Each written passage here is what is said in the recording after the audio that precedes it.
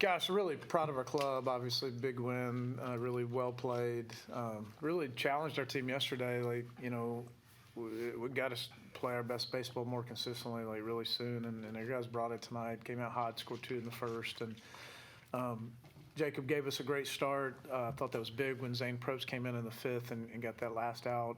And they gave us a chance to kind of break the game open there in the bottom of the 5th with a 7 spot. And thought all the guys in relief were really good. Furtado gets better every time out, and Riley Quick had a really good outing. I thought he looked sharp.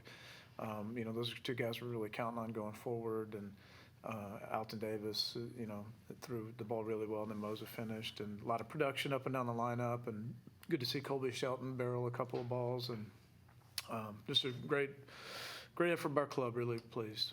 Coach, you've juggled the lineup a lot this year, but tonight the top 4 hitters combined for 7 hits and 2 walks. Do you think that's something that you'll stick to the rest of the season? Yeah,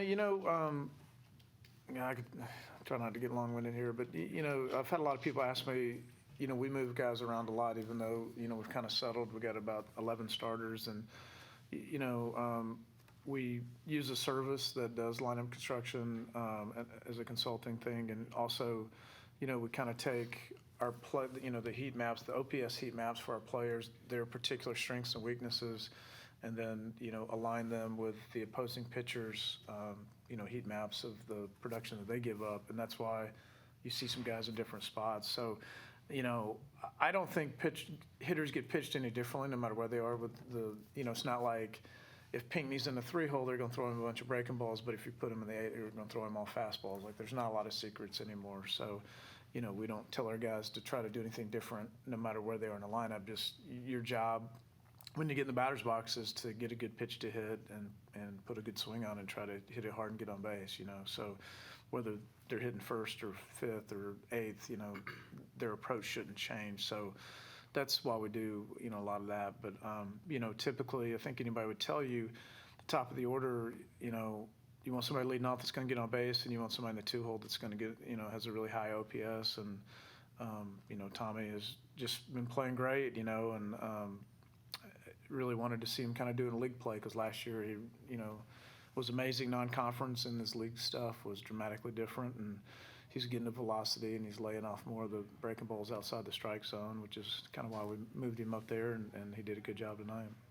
Jacob, obviously you had a strong start to the game with the team. It's a combined shutout. What did you see from the rest of the staff after you were called in for a leave? I would say they came in and they were dialed in out of the bullpen. They had all their pitches working, and they attacked the hitters. And when you have a lead, that's important to do. And I think that they came in, with their stuff dialed in, and yeah. Hey, Coach, about the bullpen. Against Mississippi State, it was a rough outing, but tonight, if I'm correct, the bullpen didn't allow a hit. What's something you noticed differently from tonight than from the last series in the bullpen? Yeah, I think it's a small sample size, right? I mean, tonight was one game, twice, the first and third games of the series against Mississippi State, we weren't good after the 7th inning. So, some of it, there were different people and different matchups and, kind of small sample size, I would say. But, the guys that all pitched tonight are guys we're really counting on. They all have stuff. And, with Garrett McMillan being out for an extended period of time and Ben Hess being out, it's pushed some younger guys, where we've been using some of the younger guys with stuff in the 7th, 8th, and 9th. And it's nice having swing and miss stuff back there, but I think anybody like Jake would tell you, man, those last 3 outs are really hard to get, especially in league play, and experience is invaluable. So that's why you see a lot of coaches like me, put who they think might be one of their best 1 or 2 guys in the back end of the game, even though everybody wants the glory of pitching early. So I know I talked in circles there, but all the guys that pitched tonight threw the ball really well, and that's why we got those guys in there once we busted the game open, because those guys are going to be pitching in tight games this weekend and going forward. Drew, obviously 4 for 5 tonight. Southern Miss, people may value them differently, but how does that help you as a hitter to have some momentum going into a really big, not only just a weekend series, but a rivalry series against Auburn? Absolutely. I mean, hitting's a momentum thing, you try to hit your stride, and once you get going, you usually roll on for a little bit. So, anytime you get a multi-hit game, you're happy with that, no matter, how the contact is. But, yeah, you love to feel confident at the plate and have some confidence going into the weekend. Jacob, you've really settled into the midweek role now. Can you talk a little bit about the transition to that spot and how you've embraced it? It's just the same as pitching on the weekend. If you treat it differently, then, you're not going to like the results, and just stick to the process, go out there, those all my pitches for strikes, and put up zeros. Coach, obviously you talked enough about the upcoming Auburn series, but for you and even for the players that have something to say, what does it mean to kind of potentially go in there, put your best baseball forward, and come out with a series winner or even a sweep? Look, it's a huge weekend for a lot of reasons. Like, the biggest reason is it's the next one. The biggest reason is our record being 4-8 in league play. So that trumps anything. I mean, we were really hyped to go play Florida the first one, and then Kentucky the next one, and Arkansas. So, look, we all know those guys really well. Like, our coaches know their coaches, our players know their players. So that adds a little juice to it, and just knowing that it's a big deal to the fans, I would expect that, we'll have our biggest crowds of the year and hopefully our most boisterous, crowds of the year. So, I don't think we need to, reach back for more, but, we need to play with our absolute highest level of intent and energy and focus, and because we need to win. Drew, obviously you had a lot of experience playing against Auburn.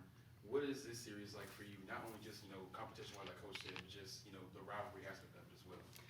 Yeah, I don't know necessarily that you treat it any differently preparing for it or going into it, but there's definitely some extra juice flowing around it. That rivalry's built up, big around the university. Doesn't matter what sport you're playing them in, it means a lot. So, we're just trying to get on a roll and play our best baseball, and, we got to beat them to do that. So. Yeah, Jacob, what kind of confidence does it give that you have a great defense behind you? Andrew Pinckney made a fantastic play in the outfield to save a run. What does that mean? It's awesome. I've said it before, but, during practice, we see those plays happen all the time. So, there's usually a web gem every scrimmage or a couple. So, it's comfortable knowing, pitch to contact and don't, pick and nibble. And, majority of the time, they're going to make the plays behind you. So, it's comfortable. Coach, Colby Shelton snapped out of his dry spell with a home run tonight. So what are the kinds of things that you're telling young players like him when they're a little bit cold at the plate? Yeah, you just remind them that, look, if you're a 300 hitter, you don't go 3 for every 10. You don't go 0 for 7, and that automatically means you're getting 3 hits in your next 3 times. And there's a lot of ebbs and flows. And look, Colby could not have continued his production going to league play. The math just wouldn't have made sense. So the other teams have done a really good job. They're paying attention to him. They're attacking him, differently now than they were, 5 or 6 weeks ago. He's a really mature kid. He doesn't show it. When you're around him, you would have no idea if he went 4 for 4 or 0 for 4. He hasn't changed the way that he works. So he's somebody we have a lot of confidence in, and we've seen some really good pitching the last month, and I think what you'll see is he's starting to punch back a little bit, and I think he'll finish really well.